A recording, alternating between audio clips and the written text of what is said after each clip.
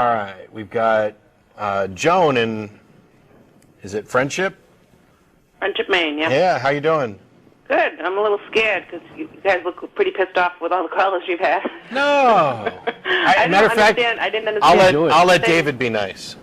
I didn't understand the first thing about the first or second callers. I don't know. But anyways, originally I'd asked the guy, the guy who put me on the line, if you were going to the Reason Rally, and then I heard that you had mentioned that Mark Wagner is going. Martin Wagner, yeah. Yeah, so that was just an aside. But I also, because I'm going to go to the Reason Rally.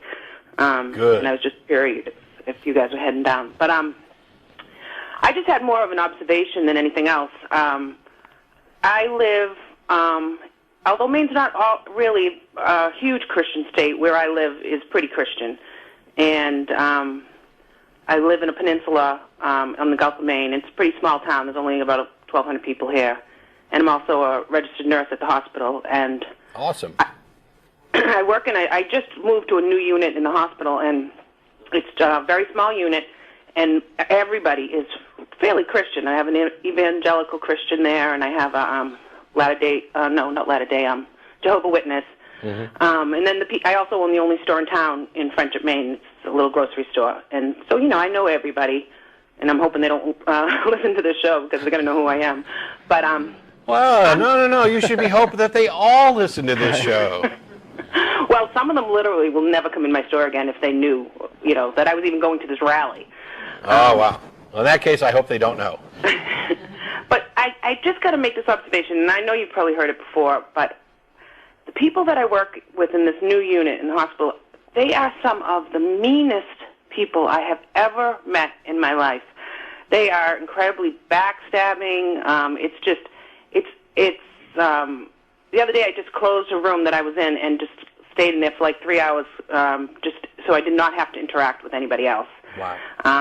And then in the town I live in, there's a lot of great people here, but the county I live in is the #1 prescription drug abusing in the whole country. Knox County, Maine is the highest abusing. Wow. We have a huge rate of pregnancy out of wedlock, out of, not married. And I know, Matt, as you were a Christian, I've read that you going to school for seminary. I don't know how these people, how do they justify it? It's like they can do anything, but they can't have an abortion. That would be the absolute worst. But they can be mean, they can be spiteful, they can be take any drug, they can sleep with anybody they want to. But I just don't get it. I'm probably one of the nicest people in this unit, and I'm not saying I think I can say that safely without I'm not trying to say I'm a saint. I'm just saying I'm amazed. I'm just amazed at these Christians who are just mean, and I just don't get it. Yeah, you're probably better than a saint. I think saints are generally overrated. But yeah, I didn't mean it. I don't want to come off like that. No. I'm being serious. You know what I mean? I'm not trying to sound like that at all. But No. I'm being serious. I think saints are overrated. I think you're probably better than a saint. I think everybody in this room is probably better than a saint. Yeah. But David wanted to address the meanness and hypocrisy. Yeah, I think it's really easy to get away with things like that when you basically look at life as a practice run. When you think that this is just a very 60, 70, 80, 90 year stint amongst billions of years in eternity, this isn't really that big of a deal to a lot of theists, and I think that's part of the problem.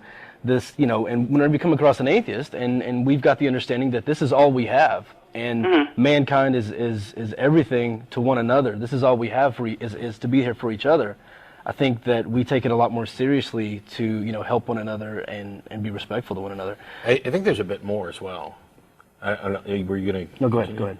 I think part of this is that you've got different types of Christianity, and when you've got Catholicism, which will let you go and apologize for damn near anything to somebody who wasn't harmed by what you did, and then you've got this idea that, hey, I'm not perfect, I'm just forgiven, which is prevalent in Protestant churches especially.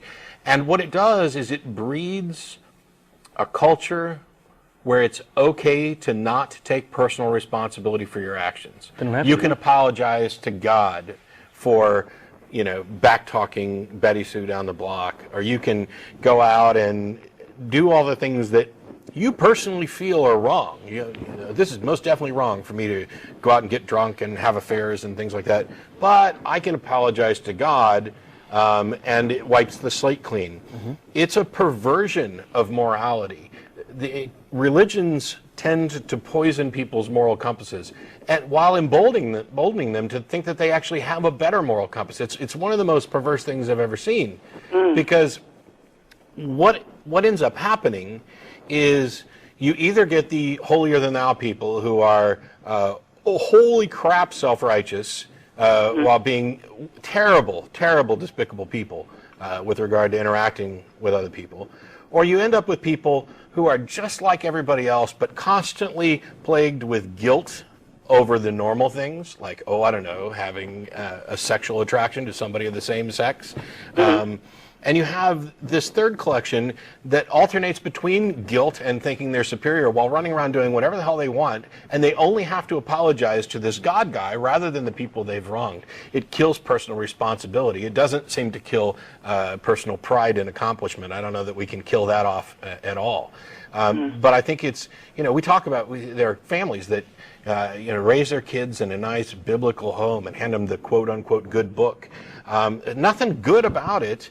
And they are breeding another generation of people who will, at a minimum, be duplicitous. At a minimum, be, happy and generous and other things in this area, and then sneaking off to do things elsewhere, knowing that they can just apologize, but not to the people that they've actually wronged. It's a terrible thing. Right, and the comment you mentioned about, if people found out you were going to the rally or found out you were atheist, that they wouldn't even come into your store. I think that's a lot of the reason we do what we do. Yeah. It's really easy, to be a bully to a person when you think they're one in a group of a million.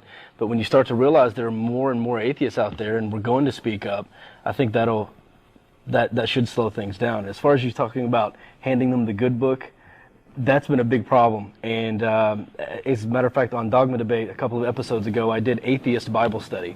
We went through and pulled out all the things your pastor doesn't want you to know about the Bible. And so you may want to go listen to that. And yeah, I love when atheists teach the Bible. I've offered to do it many times. It's fun. Yeah. So I guess they don't think. I just didn't know how they got around that they weren't going to hell too. Because right, they're forgiven. Maybe not for being mean. Maybe I don't know the Bible as well as you guys do at all. I've tried to read as much as I can. I was a Catholic, and Catholics are encouraged not to read the Bible, so I don't really know much about it. But I tried to. But I just figured premarital sex would be you're going to hell, and but maybe not. Maybe I guess. Well, not believing is way worse than all that stuff. And it's one thing that Catholics are encouraged not to read the Bible, but it's still better than Protestants who are encouraged to not read anything else. Yeah, that's true. Everything you need to know is right in there. Yep. I'm sure there's financial planning. I love you guys. I love your show, and I so appreciate what you do. And I'll just keep watching. Thanks, Joan. Thanks. And we'll hope your neighbors aren't watching. Have a great time at the rally, and maybe call back and I can't wait. If you're ever in Friendship, Maine, come into the only store in town. We have the best sandwiches around. Absolutely. Okay? All right, thanks, Joan. All right, bye, guys. Bye. All right, we've got Danny in Chicago. How are you? Hello? Hey, is this Danny? Yeah. You're on the air.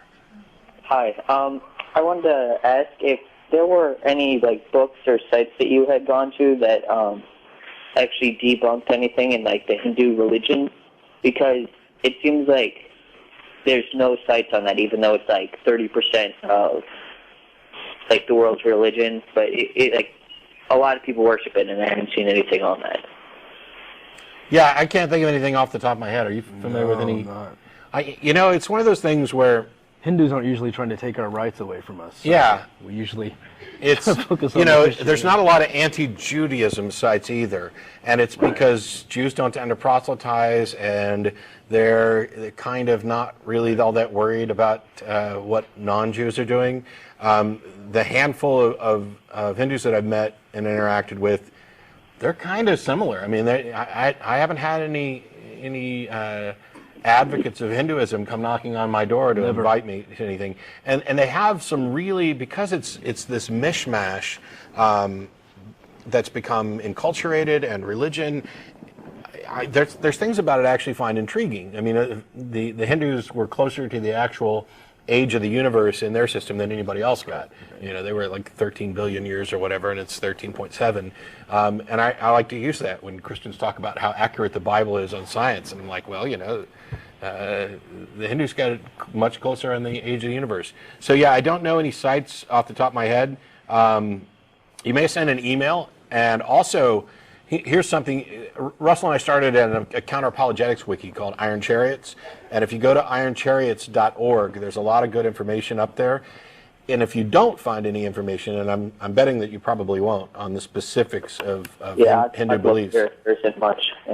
You can stop by the forum over there and talk to some other people, and if it's missing, we can add articles. That's what the wiki's for. So maybe we can turn a portion of Iron Chariots into the world's #1 resource on countering Hinduism. But I haven't really spent much time worrying about Hindus taking away my rights. Yeah, there was just like one more thing. Do you think it would be like really responsible for an atheist, like any atheist, to not actually like read any of like the Bible or any other like religious ideas and then call themselves an atheist without really knowing like what they're disagreeing with? Would you think that's responsible in any way? Because it just seems to me that if you can't actually argue your case in any way, then you really don't have much more footing than the people that you're trying to argue with. I don't think there's any need for somebody to read the holy books of the world in order to not accept them. I actually encourage people to do so. I agree that you can much better argue your position if you actually know what the other person's position is. But the fact that you might not have read the Bible doesn't make your atheist position any less sound. No, but I think a lot of times what frustrates me is when people say, well, I was an atheist and now I'm a Christian. Yeah. And I'm just telling, no, you were lazy. And then, you know, you became converted to Christianity. I don't think you knew really enough to say that. You were an atheist and then you became a Christian. It's just one of the... what I want to know is why. Because were you actually a skeptic? I mean, were you somebody who applied reason? Did you wait for good evidence? Did you have a good reason for converting? Because it's nothing to say, I used to be an atheist and now I'm a Christian. I mean, that means absolutely nothing until you get to the why. It's why when we look at people like Kirk Cameron, who was a devout atheist. Yeah, I love that term. Boy, the second he said that, I knew he was full of it. But you know, and Lee Strobel, who claimed to be a skeptic, but seems to only interview people who agree with his Christian position now. You know, it doesn't matter. You know, not everybody is a good skeptical thinker. Not everybody's been given the tools to think critically. But when somebody says, yeah, I used to be an atheist and now I'm a Christian, okay, why? Maybe I'm missing something. Can you give me the information? And if after, or worse is when they say they were actually a skeptic and now they're a Christian, or they're currently a skeptic like and they a Christian. Can't be compatible. Yeah, I have a big go-around with people who say they're currently a skeptic and a Christian, but that's a topic for another show. Okay, well, thanks. But one thing for the first guy who called, I just hope if it's just a simulation, I hope it's not running on Windows XP.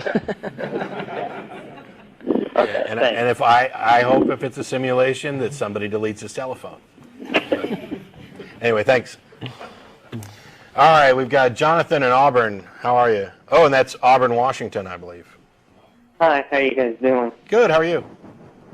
I'm normal. I hope you won't be offended if I end up disagreeing. Yeah. I just want to talk to you guys about the reason why I believe in reincarnation. Mm-hmm. So after I've recognized that there's a probability in the universe. I've recognized that for a very long time. And just a few months ago, I took a literal interpretation of probability and put it on to other stuff. For example, so So I'm alive right now, and that's an occurrence. Mm-hmm. And I think that since this occurrence of me being alive has happened, it's probably going to happen again, or it already has happened before. Why?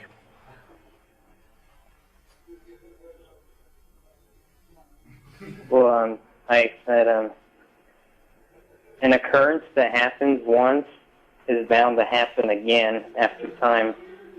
That would be recurrence. Why? What evidence supports that it's bound to happen again? Why do you think that?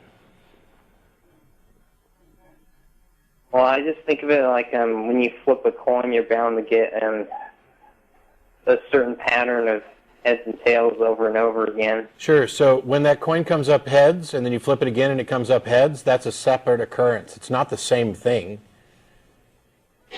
I've got a coin. I can flip it twice right now, but it's two separate occurrences, whether it comes up heads both times or not. Heads. Oops. I hope this isn't the double-headed coin, because that heads. I just did it. Two times it came head. Was that the same occurrence?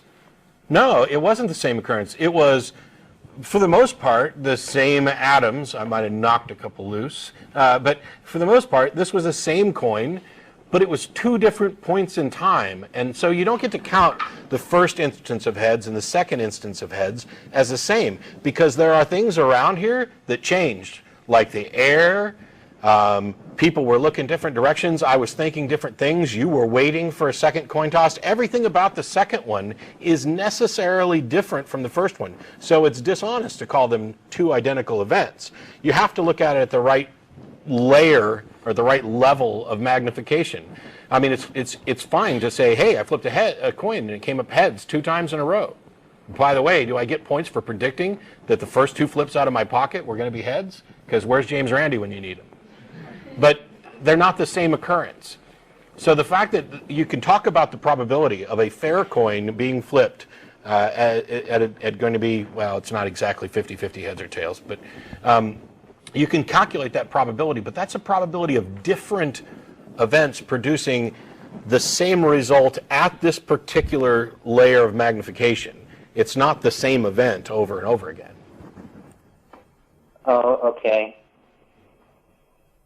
Okay. All right. So do you still think that it's likely you lived before and will live again?